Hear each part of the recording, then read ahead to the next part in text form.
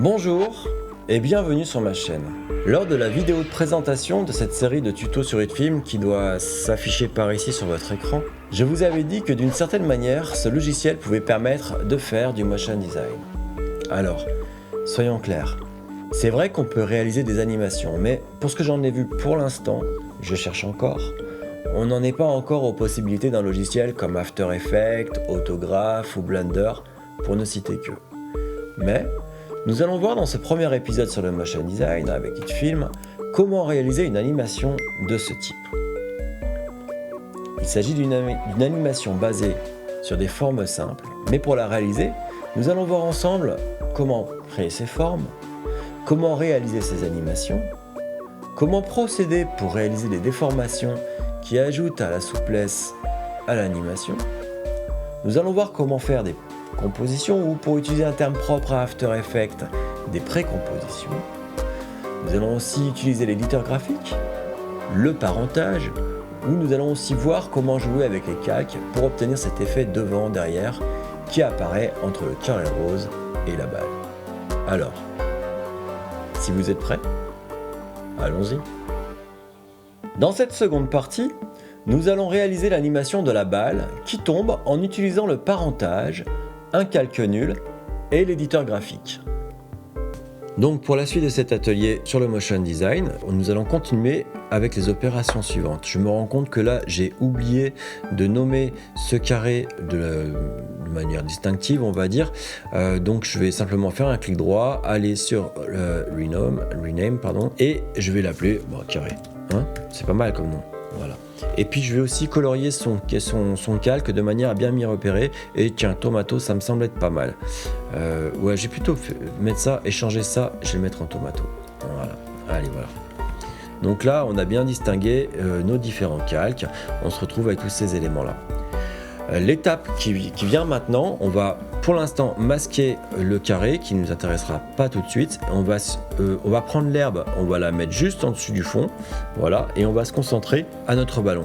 Donc ce qu'il faut bien comprendre, j'ai mis l'herbe ici parce que si jamais je la mettais là, et ben en fait elle serait en dessus de mon ballon. Alors si mettons maintenant je prends les propriétés de position de mon objet nul qui, je vous le rappelle, pilote tout mon ballon. Hein. Mon ballon est piloté par cet objet nul. Si maintenant je passe derrière, hop là, on le voit plus. C'est pour ça que je prends mon herbe et je la mets sous mon ballon, donc juste en dessus du fond, de manière à ce que mon ballon soit par-dessus mon herbe. Voilà. Ensuite, mon ballon, dans la réalité, c'est pas super important parce que je vais le faire rebondir vraiment à la lisière ici. Donc ça pourrait être devant, derrière, c'est presque pareil. Voilà, ça c'est pour la petite histoire. Donc, on va partir d'ici du moment 0. On va sortir notre ballon en dehors de la composition et on va créer une première image clé en cliquant ici sur ce petit encart en face de la propriété position. Vous avez vu qu'au moment où j'ai cliqué ici, j'ai eu des nouveaux éléments qui sont apparus, qui sont devenus actifs à cet endroit-là. Donc là, je vais avancer, on va dire, vous voyez, hein, là je suis à 12 images, on va avancer, on va dire, à 20 images. Et je vais descendre tout simplement mon ballon jusque là, de manière à ce que j'ai ce premier mouvement d'animation. Donc cette animation, si je la lis, elle n'est pas très intéressante parce qu'elle est carrément linéaire. Hein. Le ballon, il avance, boum boum, d'image en image, et puis il arrive ici, il s'arrête. Pour l'instant, on va s'en contenter. On va faire rebondir cette balle, comme vous avez vu hein, sur mon animation que je vous ai présenté au début. On a vraiment la balle qui rebondit. Pouf, pouf, etc. Voilà. Ensuite, l'animation indiscutable, hein, j'ai fait ça rapidement. Donc là, une fois qu'on est là, on va faire le premier rebond, c'est-à-dire qu'on va dire la balle, tiens, hop, tu vas te remonter par ici. Vous voyez que le fait d'avoir remonté ma balle, alors je suis remonté de presque 20 images, un peu moins que tout à l'heure, ça m'a créé, le fait de l'avoir remonté, ça m'a créé une nouvelle clé. J'avance encore, alors on va essayer d'être un petit peu, voilà, donc je l'ai avancé de combien? Si j'ai pas de bêtises, 1, 2, 3, 4, on a 1, 2, 3, de 16 images. Je vais faire pareil, je vais avancer de 16 images. Donc 20, moins 4. Alors pour faire ça, j'appuie sur pomme en même temps, on contrôle sur PC. Et je vais redescendre mon ballon, mais pas à n'importe quelle valeur, à cette valeur-là. Donc là, je sélectionne ma clé, CV, boum, ça me la remet ici. Ensuite, j'ai avancé de 16, donc j'ai avancé de 12, mettons. Et puis, je vais remonter mon ballon, mais cette fois-ci, un peu moins haut, mettons ici. Et je vais refaire 12. Donc pour avancer 10, j'appuie sur Shift en même temps, donc c'est pomme shift et puis flèche de droite sur mon clavier et je vais reprendre ma valeur ici de ma position basse et je fais juste CTRL V pour copier ma position basse. Je vais faire encore un rebond, donc là j'étais à 12, je vais descendre à 8, donc j'ai fait 10 moins 2 et puis je vais remonter mon ballon, mettons là.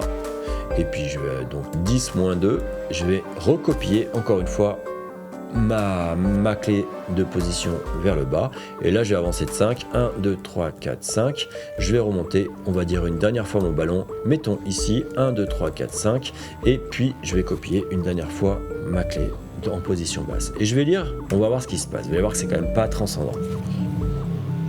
Voilà, l'animation est complètement plate, elle est vraiment pas très intéressante. Pour qu'elle soit intéressante, ce qu'il faut faire, c'est travailler sur le lissage des vitesses, d'une part, et sur notamment ce qui se passe en position basse. Alors, pour ça, je vais sélectionner toutes mes clés, je vais faire un clic droit, je vais aller dans Interpolation temporelle, ouais, c'est ça, et je vais faire, simplement, je vais déjà lisser mes vitesses.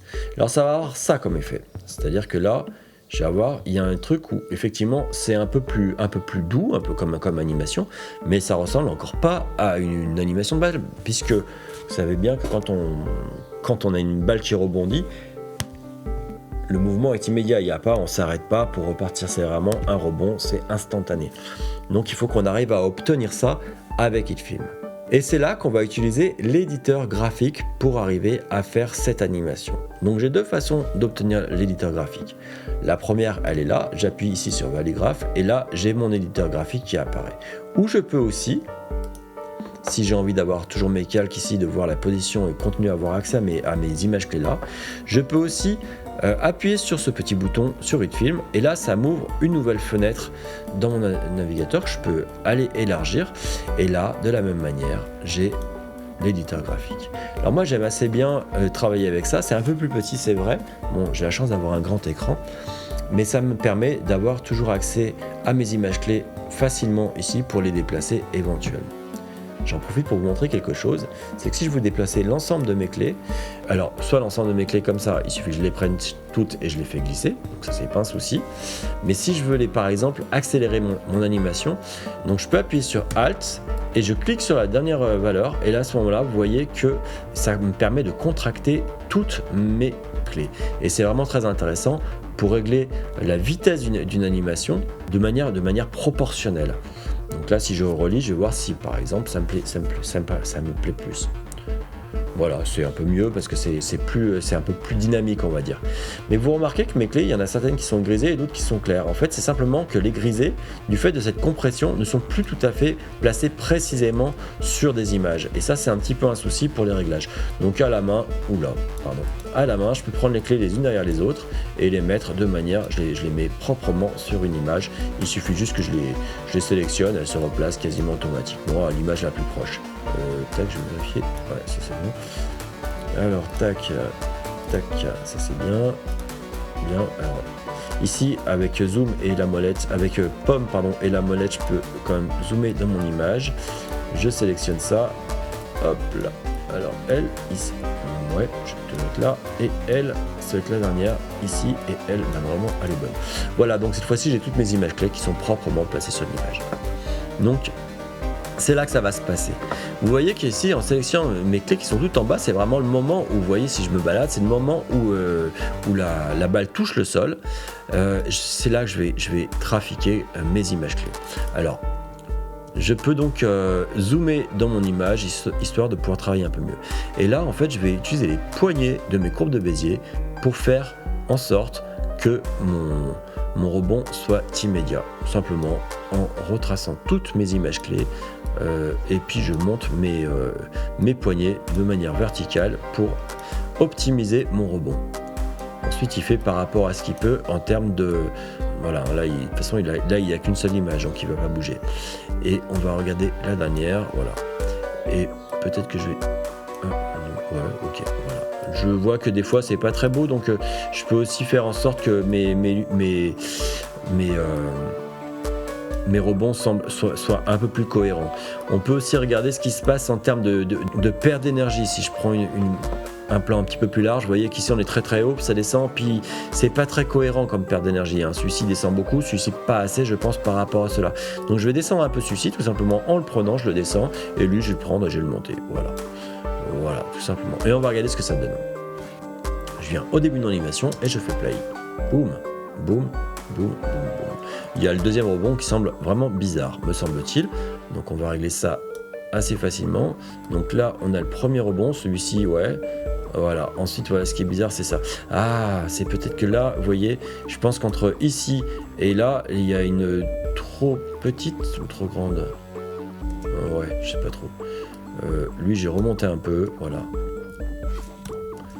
Il faut que l'animation me plaise globalement, voilà, c'est pas mal. Hein, voilà.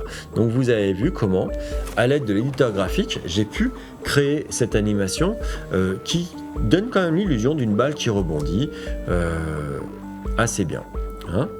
Je vais quand même, parce que je ne suis pas complètement satisfait, ralentir un petit peu mon animation, comme si on était sur la Lune. Voilà, je vais donc simplement, comme je vous ai dit tout à l'heure, appuyer sur Alt et tirer ma dernière image clé. Ça me permet d'avoir de ralentir toute mon animation, puis je recale mes images clés sur l'image la plus proche. Hein, je vous rappelle que les images, elles sont vraiment, hein, j'avance comme ça en appuyant sur pomme et la flèche droite de mon clavier, j'avance d'une image à l'autre. Donc là, vous voyez par exemple, ça c'est sur une image, mais là celle-ci, si je zoome clair, là, si je zoome beaucoup sur mon image, vous allez vous rendre compte qu'en fait, cette clé, vous voyez, n'est pas sur une image, elle n'est pas sur une image, elle est où là? Je fais quoi? Je sais pas. Voilà, elle n'est pas sur une image, elle était à côté d'une image. Et ça, bon, ça. C'est pas très grave, hein, ça prendra quand même en compte l'animation, mais si j'ai besoin de faire des manipulations par la suite, ça pourrait me poser problème, donc je préfère que ce soit sur une image bien précise. Donc une fois qu'on a fini cette première partie de l'animation, on va s'occuper à présent de la déformation que je vous avais montré au début de l'animation, où on voit bien effectivement que quand la balle rebondit, elle arrive, elle est comprimée, enfin elle est étirée dans le sens de sa hauteur, puis quand elle arrive, elle touche le sol, elle s'écrase avant de rebondir. Voilà. Et là, quand elle rebondit, pareil, elle est de nouveau déformée. Donc pour ça, on va utiliser tout simplement l'objet nul qui est ici, qui pilote, rappelez-vous, l'ensemble du ballon, et on va utiliser ses propriétés d'échelle. Regardez bien ce qui se passe. Si je désactive ici mon petit crochet qui permet de lier l'ensemble de mon échelle dans les deux directions X et Y. Donc là, je vais faire un pomme Z pour garder la même échelle. Là, je vais utiliser les échelles en les déliant de manière à ce que, donc là c'est le cas, hein, c'est délié. Vous voyez que là maintenant, je peux travailler comme ça de manière désaxée pour déformer ma balle. Donc là, je refais un pomme Z et puis je vais partir du haut. Donc là, quand ma balle arrive ici, en fait, elle est à pleine vitesse. Et ce qui va se passer dans cette pleine vitesse, je vais changer un truc qui me dérange. En fait, je préfère travailler à 100% là et d'avoir le ballon ici, qui est ici, c'est lui qui est par an. Les échelles du ballon, j'imagine qu'elles sont à 100%. Donc une fois que j'ai fait ça, j'ai effectivement mon objet nul qui est là, qui est activé, qui a une échelle de 100%.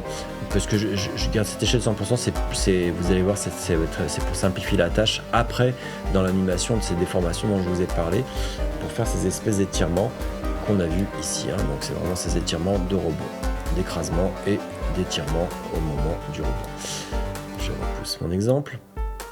Donc ici, le ballon est à pleine vitesse. À ou plat. Bien évidemment, mon ballon extérieur, il faut que je le parente à mon objet extérieur. Voilà, ça c'est mon ballon. Et là, mon objet nul, il est ici. Voilà.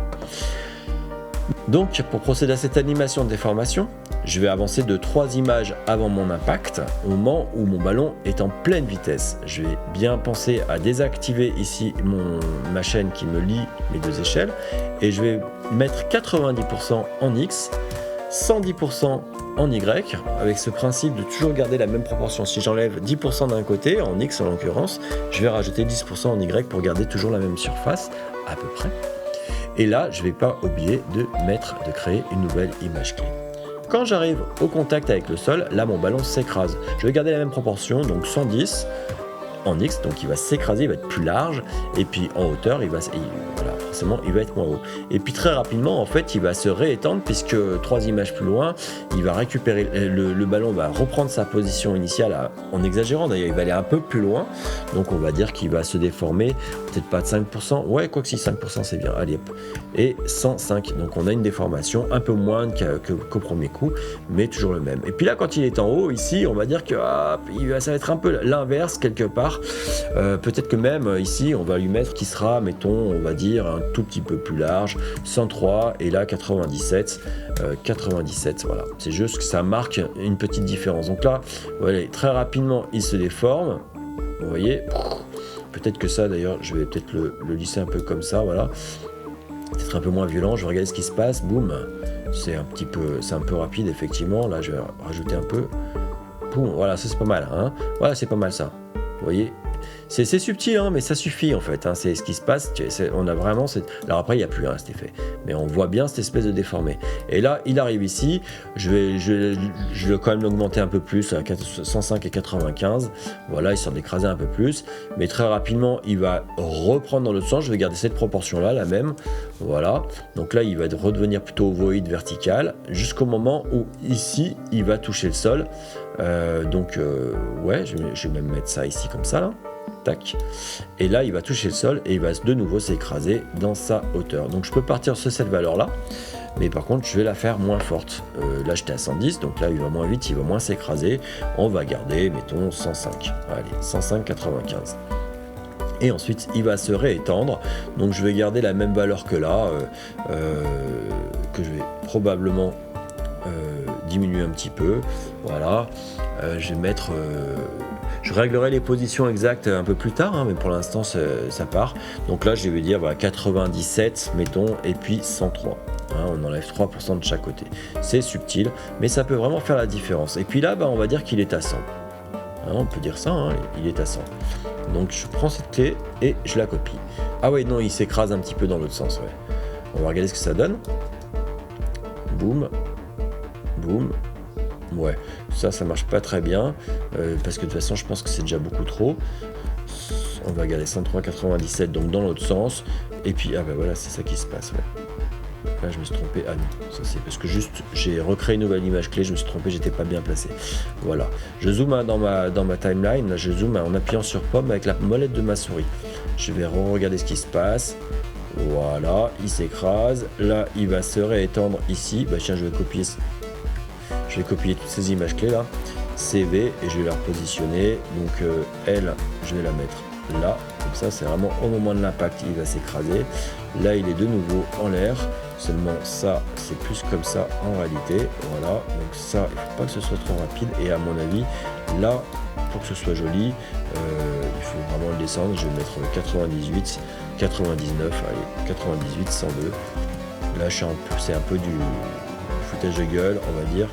Et là il va se réécraser de nouveau, donc là il va être dans cette position là, je crois, voilà, c'est ça. Et je vais décaler un petit peu cette image clé d'une image. Je vais zoomer un petit peu dans ma timeline, et puis là je vais faire un très très léger écrasement de 1%, 99, et de toute façon je pense que pour la déformer ça va suffire. Je vais avancer 3 images, mettre 100%, et on va dire que là pour l'instant ça suffit. Voilà, donc on va valider que cette animation soit correcte à peu près. Voilà, donc on a vraiment l'effet de déformer qui donne une certaine souplesse, et puis ensuite ça se stabilise. Voilà, j'espère que cette deuxième partie sur le motion design avec HitFilm vous a intéressé. Si c'est le cas, n'hésitez pas à mettre un pouce bleu pour dire à l'algorithme de YouTube que ce contenu vous intéresse. Si vous avez des questions ou des remarques, n'hésitez pas à laisser des commentaires, j'y répondrai avec plaisir. Et moi, je vous dis à bientôt pour une prochaine vidéo.